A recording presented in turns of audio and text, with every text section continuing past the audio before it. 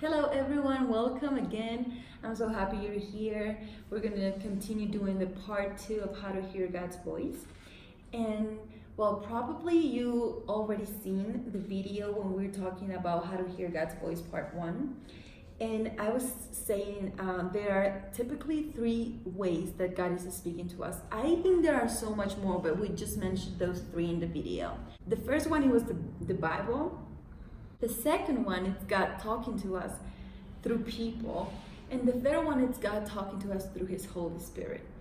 Probably like you've seen before, like we said that some people were asking me, how can I hear God's voice? Like I'm trying, but I don't know how to recognize His voice. And if you've seen the video before, like you can see that we talked that how that when we receive Jesus, we can recognize His voice. So if you already did that, you are like going in a relationship, we are growing in this. When you first meet someone, it's like the relationship is not really, but with your best friend, if that person is calling you and he's saying, hi friend, like you can immediately realize that it's your best friend because you have a relationship and you can recognize his voice. It's the same way with the Holy Spirit. Today we're going to be talking the ways that the Holy Spirit can talk to us. And the first one is that God can talk to us through impressions in our spirit. What does this mean? Some people tell me that there's like intuition, or they think it's just like their conscience, or I don't know, but actually this is the Holy Spirit talking to us. There are different ways that the Holy Spirit can talk to us in this.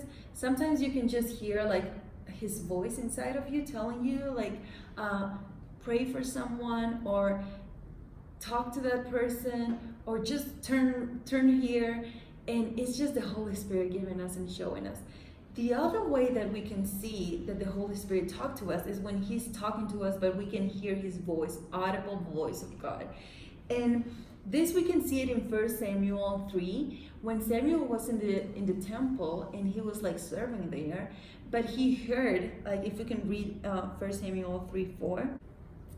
Then the Lord called Samuel, and he said, here I am, and ran to Eli and said, here I am, for you called me. But he said, I didn't call you. Lay down again. So he went and laid down. And this happened a second time and a third time, because it was like the audible voice of God calling Samuel. So Eli, he realizes that it was the Lord. So the other way that God can talk to us is that he can talk to us.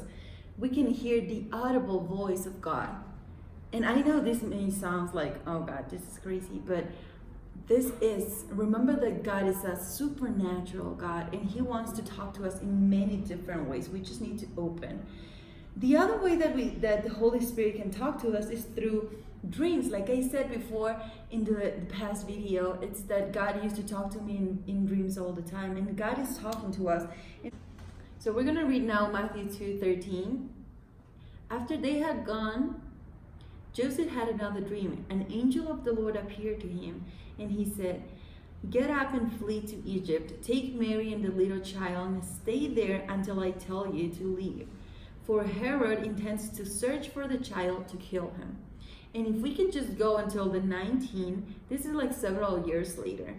After Herod died, the angel of the Lord appeared again to Joseph in a dream while he was still in Egypt, saying, go back to the land of Israel and take the child and his mother with you, for those who sought to kill the child are dead. So we can see that God is speaking to us through dreams. Sometimes he wants to give us instructions. Sometimes he just wants to give us some warning, or sometimes he just probably wants to give us some advice. So I want to tell you, if you are a dreamer and you have a lot of dreams, you should be writing your dream, because sometimes God is giving you a lot of information that is going to be good for you. So probably you should do that. Another way that God is talking to us is through visions. We can see that there are like open visions and closed visions. What is this? The closed visions are the visions that we have in our imagination, that we get to see things, and God is talking to us through that. Sometimes I can just see some family member or something, and God is telling me something about that. And it's really powerful when we get to see an image, because God is showing us something powerful. God is showing us a vision, and that's something that he wants to tell us. But an open vision, it's when you get to see something like in front of you, like a TV screen, that it's everything is happening there. It's not like in your imagination, it's like outside. And we get to see that in Acts when Peter was fasting, and he get to see like something coming down from the sky, and it's God telling him, you know, go and eat this. And he was like, oh God, I won't do that. But God was showing him this open vision so he can have a revelation that the salvation had come not only for Jews but also for Gentiles. And this is so amazing. So I just want to invite you. Yeah.